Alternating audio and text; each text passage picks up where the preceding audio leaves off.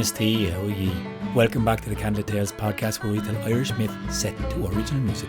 My name is Aaron, one half of the sibling storytelling duo, and in this episode we bring you a live show recording from the Harbour Bar. We are taking a little break from our current series at the Fianna as we're focusing on writing our first ever book. More on that very soon.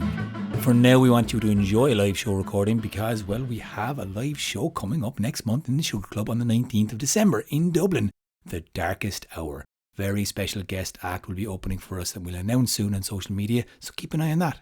And we're very excited to welcome back Sive Graham's amazing aerial performance that will be added to the mix of music and mythology on the night. It'll be a magic way to step into the winter solstice full of imbus, so get your tickets from our website or the Sugar Club's website. Today we are listening to the death story of one of the greatest heroes in Irish mythology and part of the Ulster Cycle, one of my all-time favourites, the death story of Cuchulainn, with a live musical accompaniment from Alan Homan, Colm, Farrel and Shea on the night. Remember, if you'd like to listen to our reflections and chats or join the monthly chat where we answer any questions from our supporters of this podcast, you can join the Candlelit crew by following the links in the show notes. For now, here's Sorcha. Start us off telling this story, will you? Cuchulainn was a very good warrior, which, if you think about it, just means that he was extremely good at killing people. And most people have families, and most families aren't very happy when you kill somebody that's in their family. All of which added up to Cuchulainn accumulated over the years a vast number of enemies, all of whom would like to drop a kipeen on his head from a great height, or otherwise do him harm.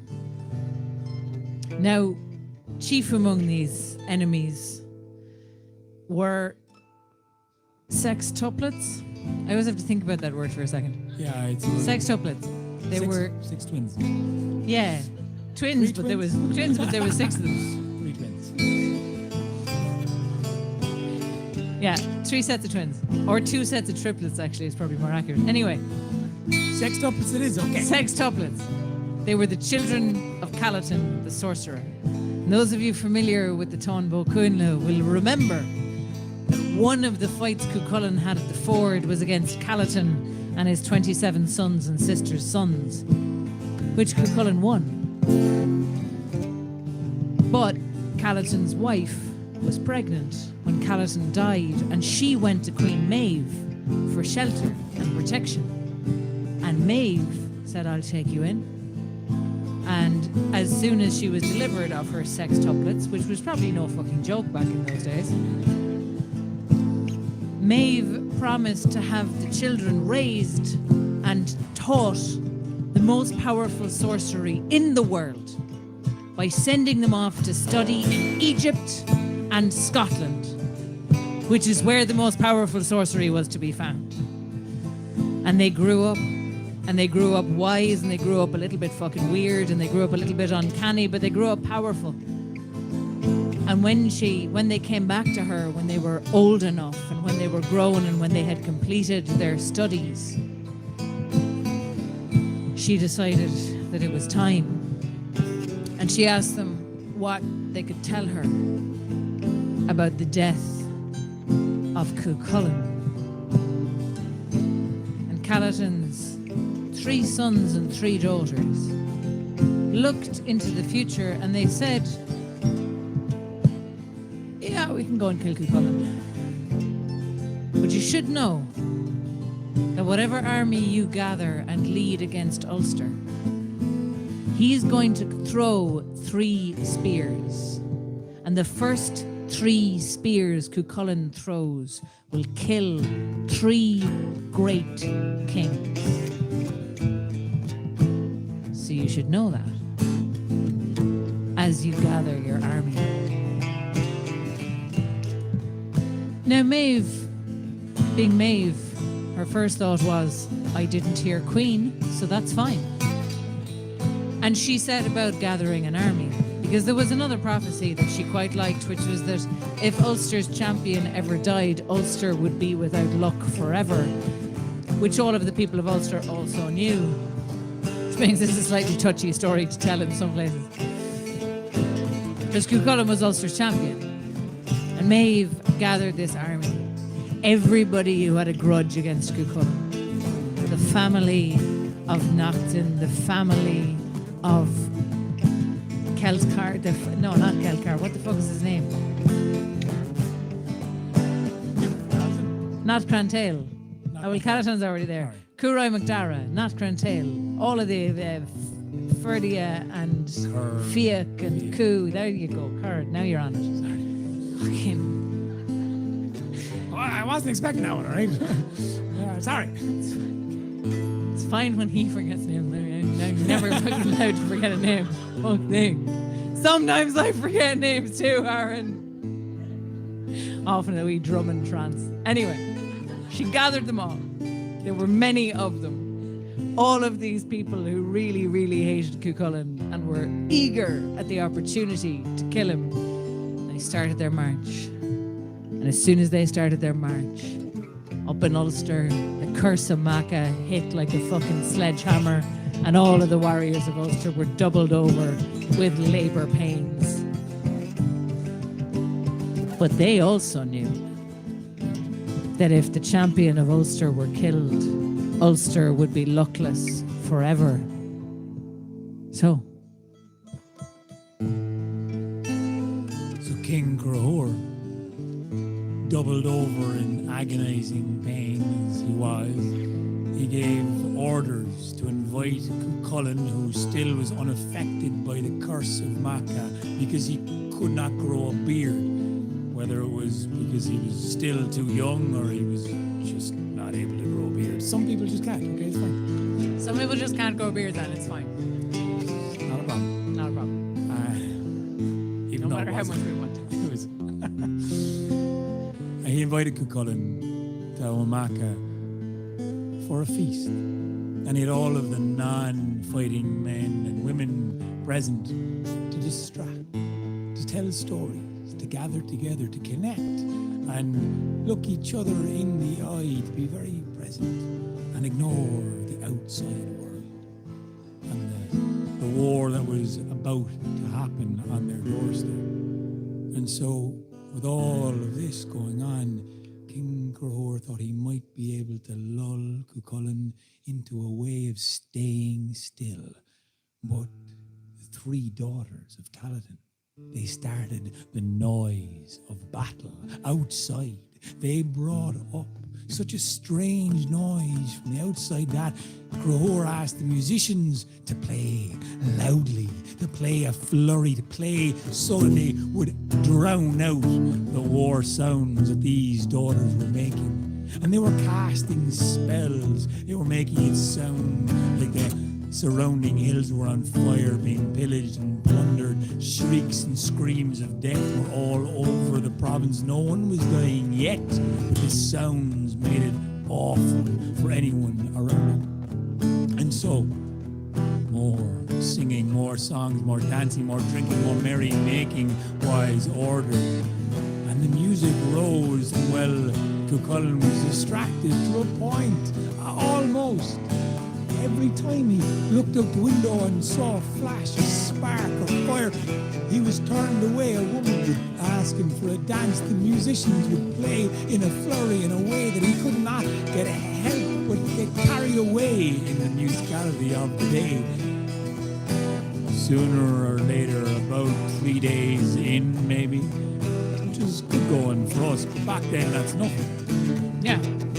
His feast would go on for 12 days back Oh, then. they'd go on for a year and a day if you were having a wedding. 3 days, fuck's sake.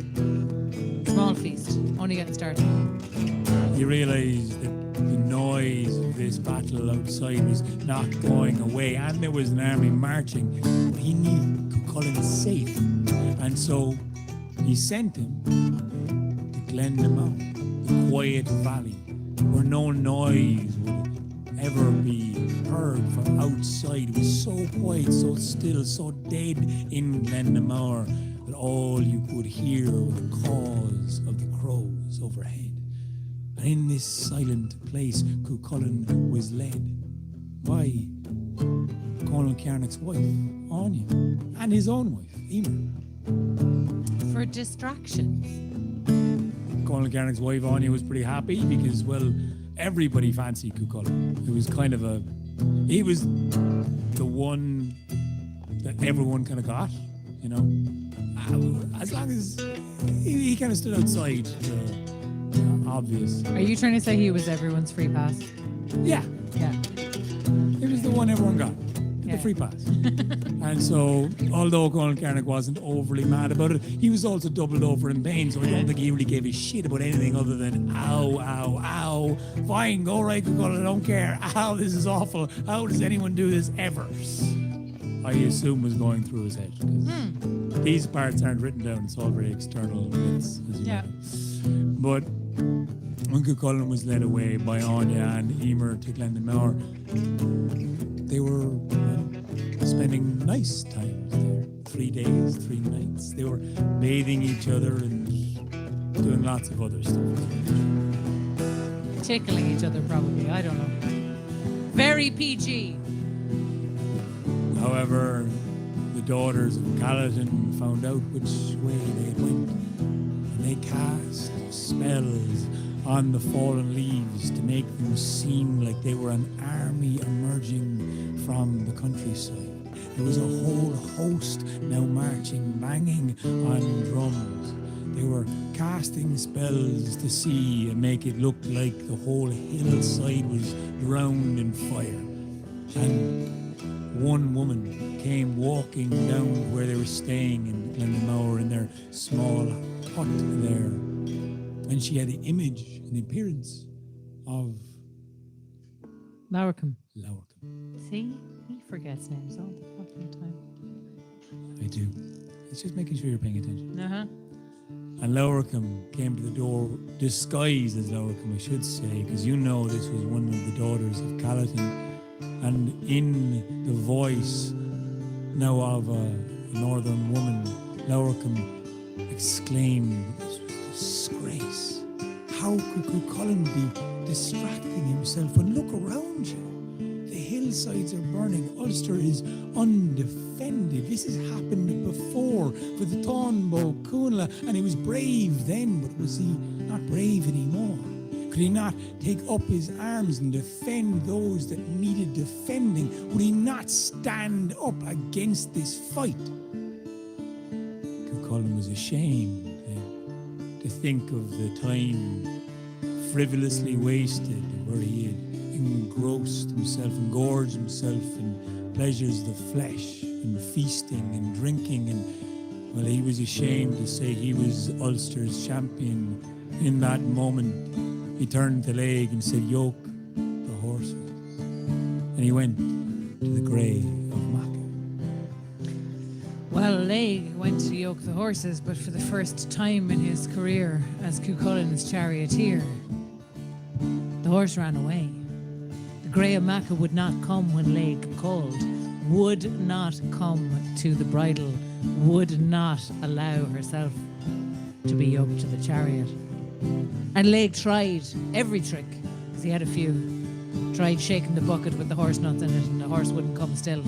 Tried calling, tried coaxing, tried scolding, tried everything. Nothing he did worked. Until he went to Cuchulainn and he said, "She won't come."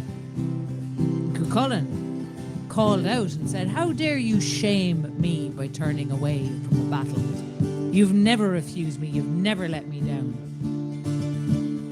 And it was then the horse came to Cuchulainn, and Cuchulainn saw that his horse, his beautiful white horse that had stepped up out of a lake so long ago, was weeping tears of blood. So he took that as a sign, but he led her to the chariot anyway. And once the horses were yoked and ready to go, Cuchulainn leapt into the chariot, Laig beside him, up ahead with the reins twisted around his arms. And Cuchulainn's mother, Dectera, came to him with a cup of wine that she blessed, and she said, "Take this and take my luck with it." Cuchulainn put the wine to his lips and he drank, but as soon as the wine touched his tongue, it turned thick and coppery. It turned from wine to blood, and Cuchulainn spat out his mother's blessing. And she tried again, cleaning out the cup and putting fresh wine in. She tried 3 times, but 3 times the wine curdled into blood in his mouth, and 3 times he spat it out. So he took that as a sign.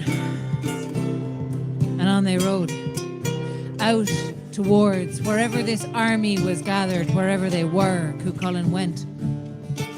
They were passing a shallow place of a river, a ford, and he saw there a woman, and she was washing blood out of a set of clothes. And as they came closer, Cuchulainn recognized that crimson cloak. And he called out to her and he said, "Whose armor are you washing?"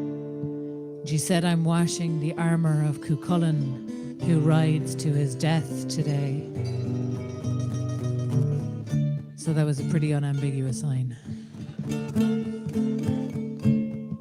But Cuchulainn was not one to shirk and not one to shy away from death. He'd been promised that people would be telling his story until the end of life and time, which is the same thing as living forever.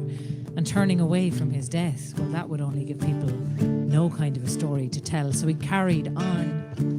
And he saw 3 cailleachs, 3 hags, who had a fire lit and they were cooking something on a spit, some animal that they'd caught. And they called out to Cuchulainn and they offered him to come down and share their meal on his way to the battle. And he said, "No, I don't think that's a good idea." And they said, "All right, you're too fucking good for us, are you?" And he said, "Well, fuck it, I can't turn you down now." He got down off the chariot, and it was then that he realised the meat that they were cooking was the meat of a hound. And he, being the Hound of Ulster, had a gesh on him never to eat the meat of a hound.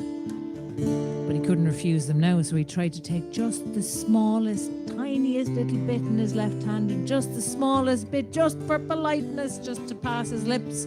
But as soon as he put the meat in his mouth, the whole left side of his body was struck with paralysis.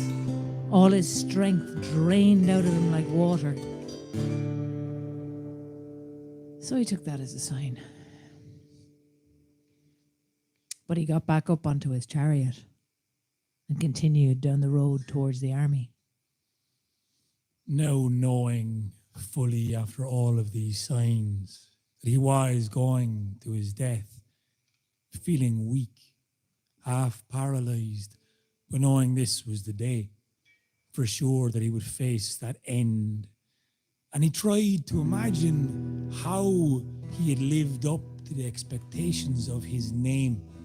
When he took on the name Cuchulainn, the Hound of Cuchulainn, he was told it would live on the lips of storytellers until the end of time for the great and many deeds he would do. But everything in his life had been a tragedy. All of the great feats, all of the great deeds he'd ever done had fell to ruin. He'd killed his only son by his own hand with the Gay Bolga, which he'd used to kill his best friend Farrel, breaking it on Ballystrand after Conla's death.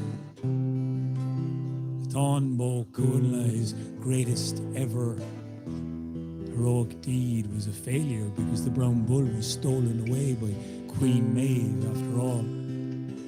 So everything he'd ever done in his own eyes was a failure.